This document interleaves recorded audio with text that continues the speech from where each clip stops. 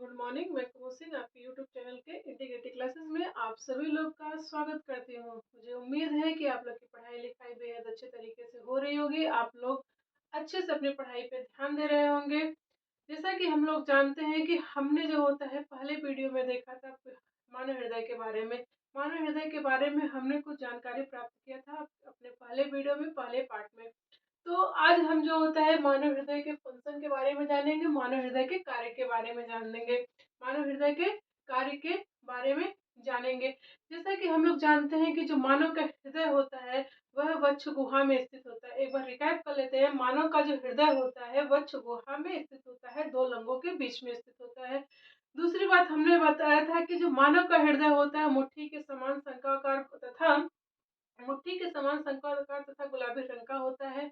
उसके अलावा हमने बताया था कि जो मानव का हृदय होता है हृदयावरणीय थैली में होता है। किसमें होता है? हृदयावरणीय थैली से ढका होता है। जो हृदयावरणीय थैली होता है वह जो थैली होता है एक दोहरी झिल्ली होती है, एक दोहरी जो होता है आवरण होता है। एक जो होता है विसरल पेरिकार्डियम होता है और एक होता है पेराइटल पेरिकार्डियम। विसरल पेरिकार्डियम और पेराइटल पेरिकार्डियम ये दोनों जो होता है हृदय के आवरण होते हैं। और इन दोनों आवरणों के बीच में जो होता है एक तरल पदार्थ पाया जाता है, एक लिक्विड पाया जाता है, जिसको जो होता है पेरिकार्डियल सैक कहते हैं, जिसको हृदयावरणीय द्रव कहते हैं। क्या कहते हैं? हृदयावरणीय द्रव कहते हैं। जो हृदयावरणीय द्रव्य होता है, जैसा कि हमने उस पहले वीडियो में देखा था कि जो हृदयावरणीय द्रव्य होता है वह हमें जो होता है बाहरी आघातों से बचाता है, हृदय को नम बनाए रखता है, क्योंकि जो हमारा हार्ट होता है वो पंपिंग करने का काम करता है, पंप करने का काम करता है। तो उस हृदय को नम बनाए रखने के लिए पेरिकार्डियम लिक्विड या हृदयावरणीय झिल्ली, हृदयावरणीय द्रव्य तो हमारे हृदयावरणीय झिल्ली में उपस्थित होता है, विसरल एंड पेराइटल पेरिकार्डियम में उपस्थित होता है। अब हम लोग पढ़ते हैं मानव हृदय का कार्य। मानव हृदय के कार्य को हम जानते हैं कि मानव का हृदय होता है वह कैसा कार्य करता है, कौन कौन से काम करते हैं। तो चलते हैं, शुरू करते हैं मानव का हृदय। जैसा कि हम लोग जानते हैं कि जो मानव का हृदय होता है चार कोष्ठकों, चार कक्षाओं में बटा होता है, चार वेशमों में बटा होता है। एक होता है दायां अलिंद दायां निलय, दायां अलिंद दायां निलय, बायां अलिंद बायां निलय। इसमें जो होता है हमारा हार्ट जो होता है चार चैम्बरों में बटा होता है। तो चलते हैं, हम लोग देखते हैं कि जो हमारा हार्ट चार चैम्बर का जो हार्ट होता है कैसे कार्य करता है एक मानव के शरीर में, कैसे कार्य करता है। तो शुरू करते हैं मानव का हृदय के कार्य। तो देखिए, मानव के जो हृदय का आपका ये दायां अलिंद होता है, ये देखिए ये मानव के हृदय का दायां अलिंद है, ये बायां अलिंद है, ये दायां निलय है और ये क्या है? बायां निलय।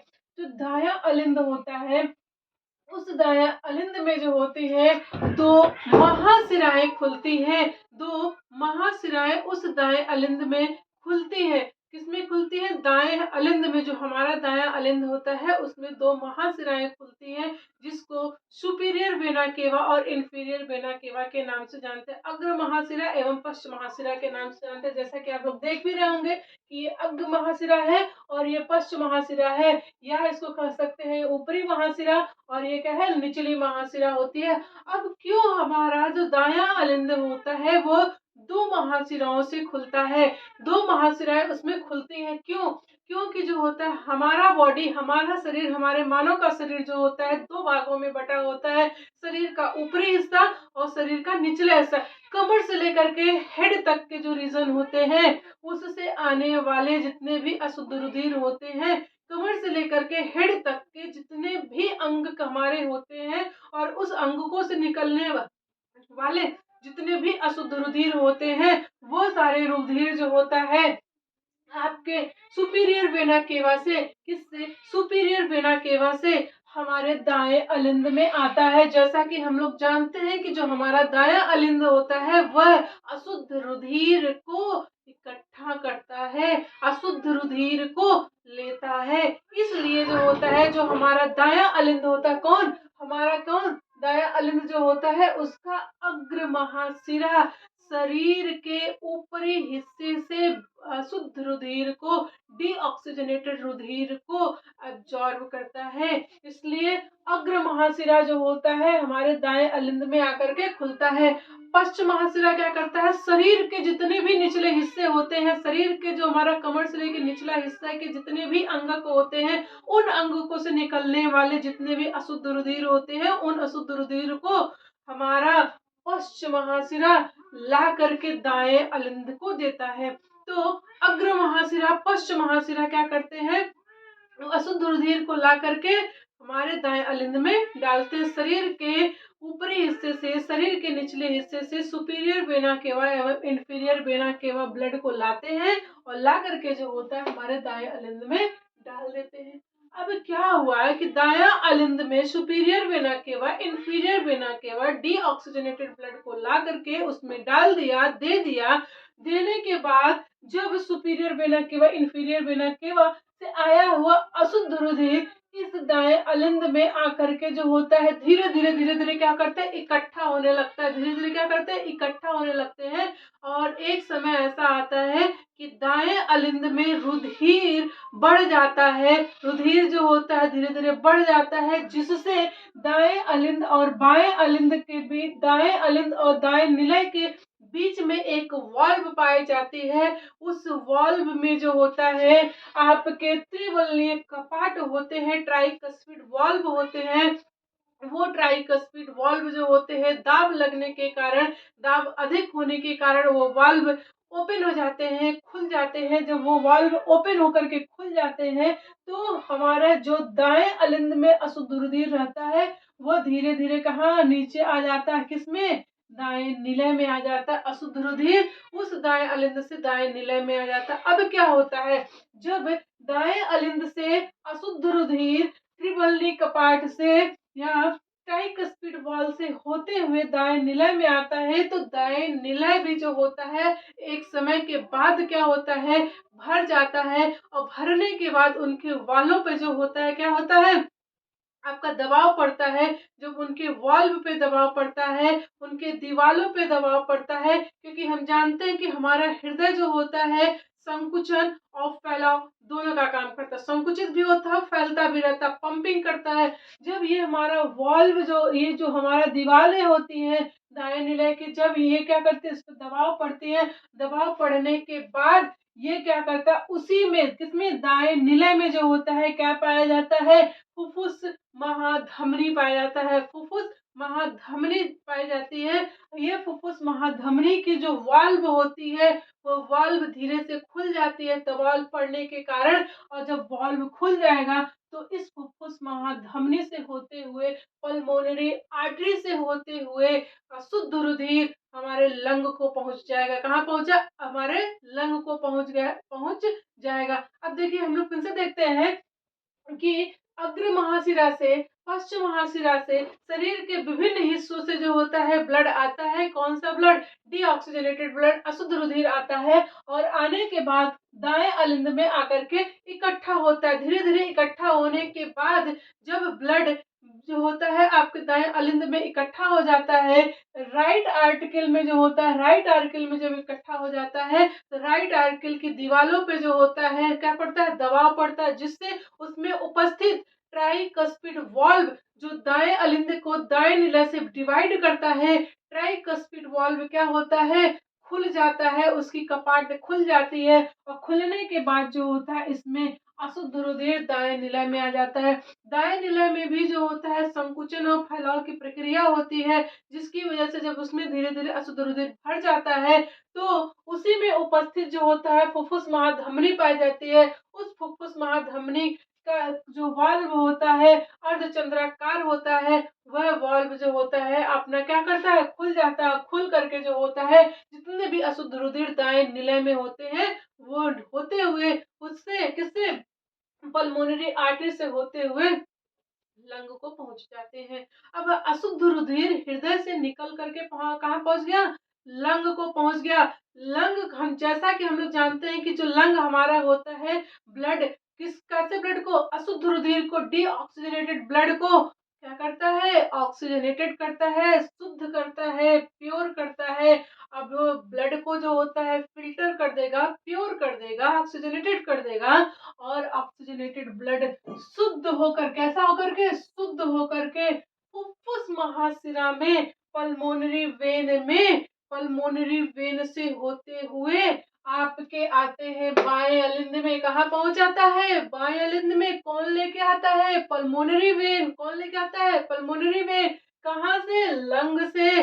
लंग से पल्मोनरी वेन किसको लेकर के आती है? शुद्ध रुधिर को लेकर के आती है और बाएं अलिंद में आकर के जो होता है धीरे धीरे शुद्ध रुधिर क्या होती है? भर जाता है। जब शुद्ध रुधिर पल्मोनरी वेन से होते हुए आकर के हमारे बाएं अलिंद में धीरे धीरे जब भर जाता है तो बाएं अलिंद और बाएं निलय को बांटने के लिए जो वाल्व होती है उस वाल्व के बीच में जो होता है द्विवलनीय कपाट पाए जाते हैं जिसको जो होता है माइट्रल वाल्व भी कहते हैं या बाइकस्पिड वाल्व कहते हैं। वह बाइकस्पिड वाल्व पे जब दबाव पड़ता है तो बाइकस्पिड वाल्व ओपन हो जाता है और बाइकस्पिड वाल्व ओपन होते ही सारे रुधिर जो होते हैं जितने शुद्ध रुधिर होते हैं वो आ जाते हैं बाएं निलय में और बाएं निलय में जो होता है क्या होता है आपका रुधिर जब भर जाता है तो बाएं निलय में पाया जाता है अयोटा। क्या पाया जाता है? अयोटा। महाधमनी पाई जाती है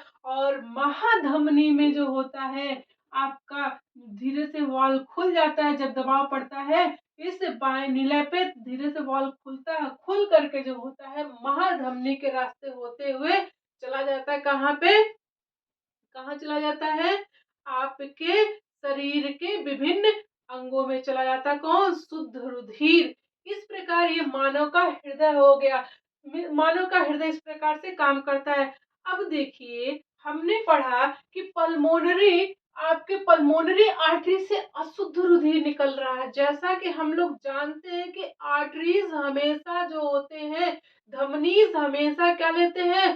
शुद्ध रुधिर को लेकर के जाते हैं, लेकर के आते हैं। सिराएं जो होती क्या करती हैं?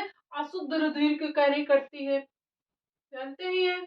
लेकिन यहाँ पे तो उल्टा हो रहा है। यहाँ पे उल्टा ये हो रहा है कि सिराएं जो होता है शुद्ध रुधिर लंग से लेके आ रही है और धमनियां जो होती हैं लंग को अशुद्ध रुधिर पहुंचा रही है।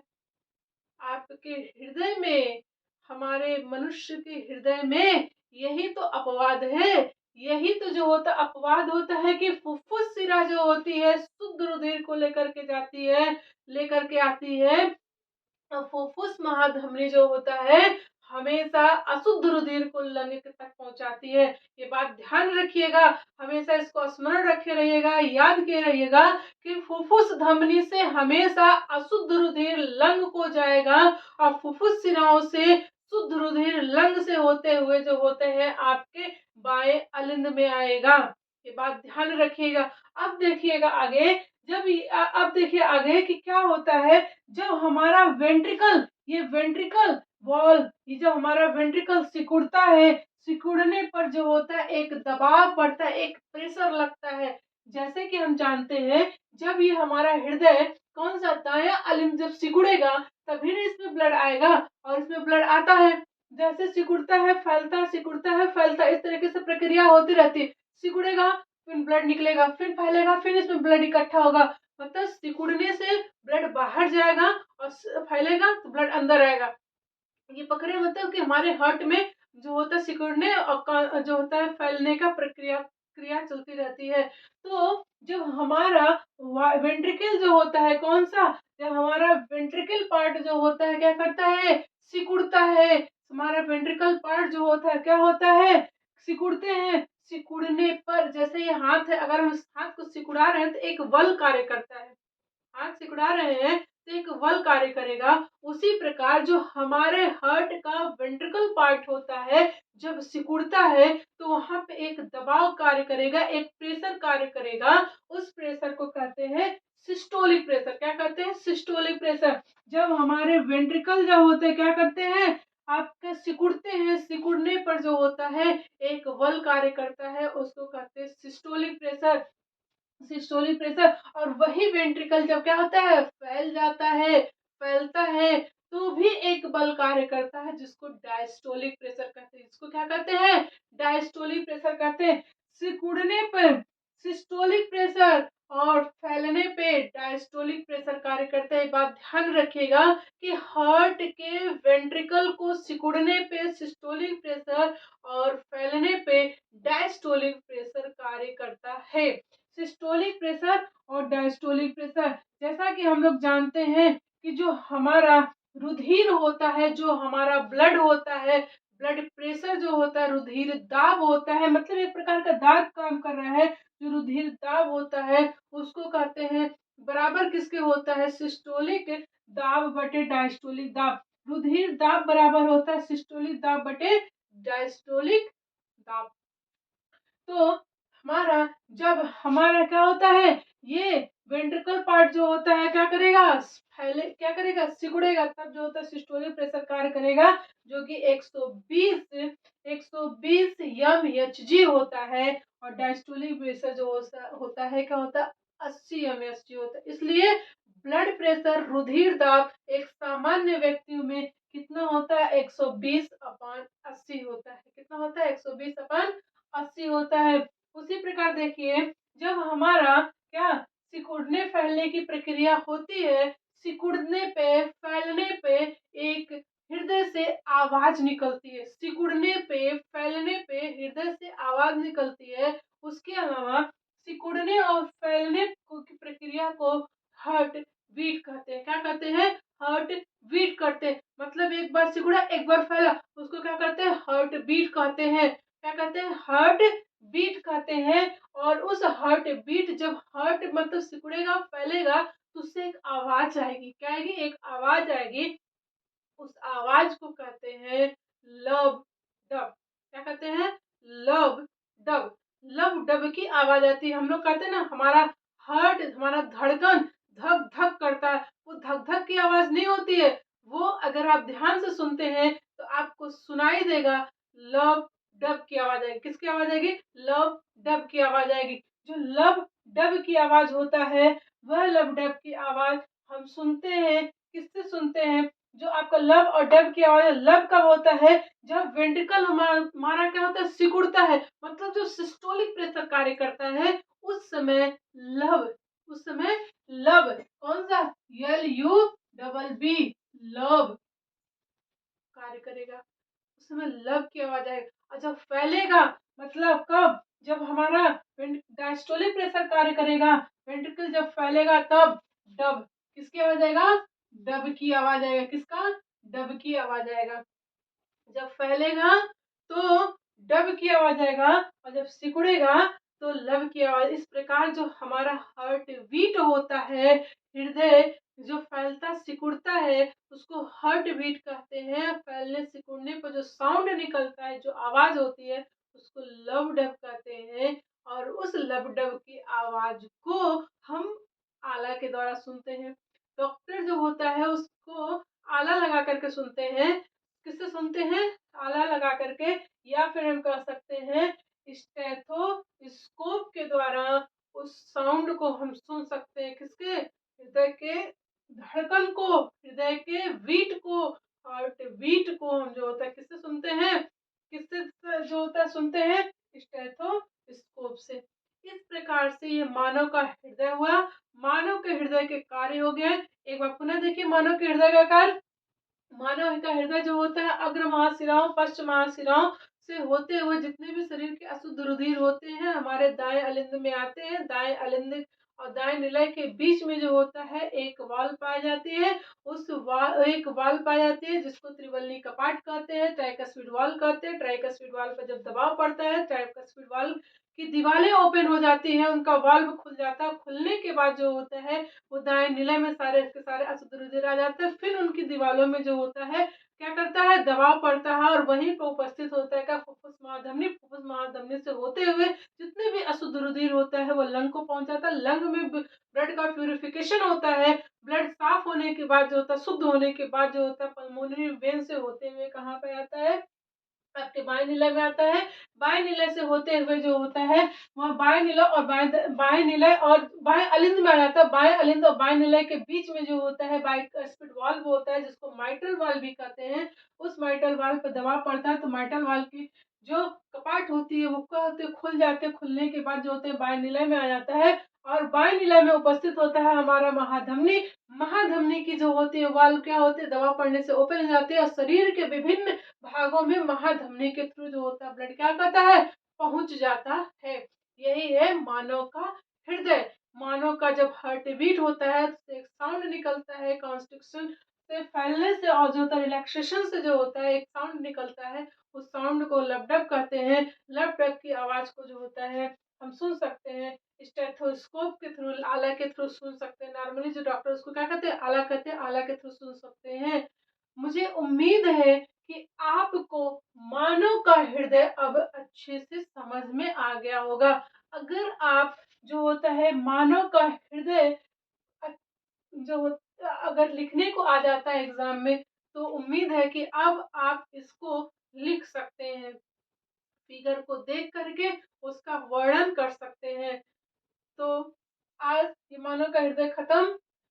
अगले वीडियो में हम आपसे कुछ नया लेकर के, नए टॉपिक को लेकर के मिलेंगे। उम्मीद है कि आपको मेरा वीडियो अच्छा लगा होगा। अगर मेरा वीडियो आपको अच्छा लगा तो इसको लाइक, सब्सक्राइब एंड शेयर करिए। साथ ही साथ जो होता है कमेंट भी करिए कि आपको मेरा वीडियो कैसा लगा। धन्यवाद।